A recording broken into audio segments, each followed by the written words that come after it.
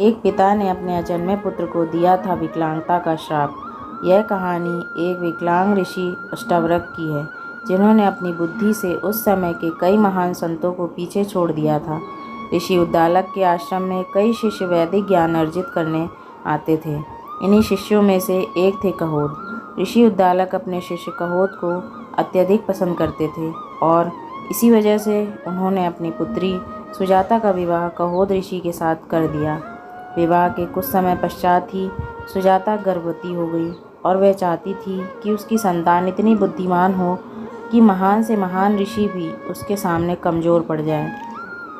इसी उद्देश्य के साथ सुजाता ऋषि उद्दालक और कहोद द्वारा शिष्यों को दिए जाने वाले वैदिक ज्ञान से जुड़ी कक्षाएं लेने लगी, ताकि गर्भ में रहकर ही उसकी संतान सभी मंत्रोच्चारण और उनके अर्थों को समझ पाए। लेकिन एक दिन अचानक अपने पिता कहोद ऋषि की कक्षा के दौरान ही सुजाता के गर्भ में से उसकी संतान ने कहा कि जिस तरह आप छंद पढ़ रहे हैं, यह वैसे नहीं पढ़ा जाता। कहोद ऋषि को शिष्यों के सामने ऐसा व्यवहार तिरस्कार स्वरूप लगा और क्रोधवश उन्होंने अपने ही पुत्र को श्राप दे दिया कि वह विकलांग संतान के रूप में जन्म लेगा। सुजाता ने इस घटना को ज़्यादा गंभीरता से नहीं लिया और अपनी संतान के अच्छे पालन पोषण के लिए धन एकत्र करने के उद्देश्य से उसने अपने पति से राजा जनक के पास जाने को कहा, जो कि उस समय एक यज्ञ करने की तैयारी कर रहे थे।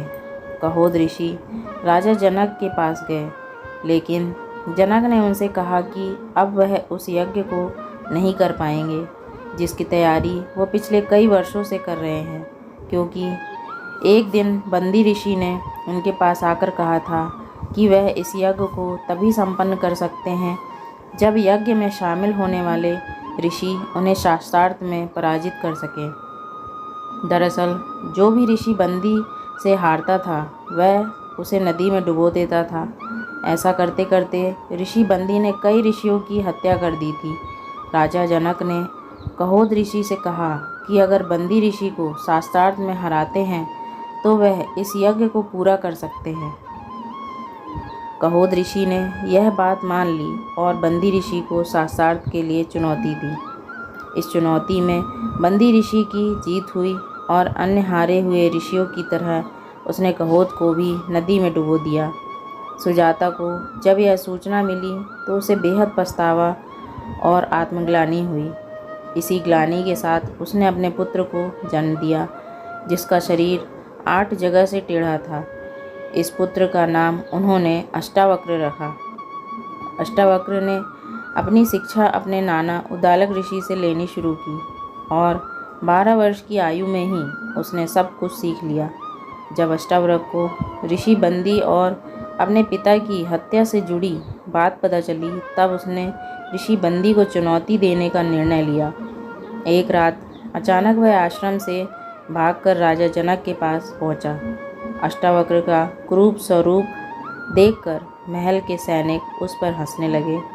इस पर अष्टावक्र ने जवाब दिया कि इंसान की पहचान उसकी उम्र या रूप से नहीं, बल्कि उसकी बुद्धि से होती है।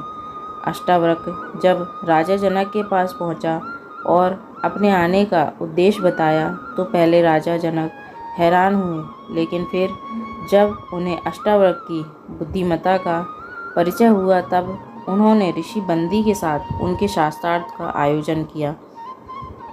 बहुत ही कम समय में अष्टावक्र ने ऋषि बंदी को हरा दिया और बदले में राजा से कहा कि इसे भी नदी में डुबो देना चाहिए, जैसे यह अन्य ऋषियों के साथ करता आया है। इस पर ऋषि बंदी अपने असली स्वरूप में आए और कहा कि मैं वरुण देव का पुत्र हूँ। मुझे मेरे पिता ने धरती पर मौजूद उच्च संतों को भेजने के लिए कहा था, ताकि वह एक यज्ञ पूरा कर पाए।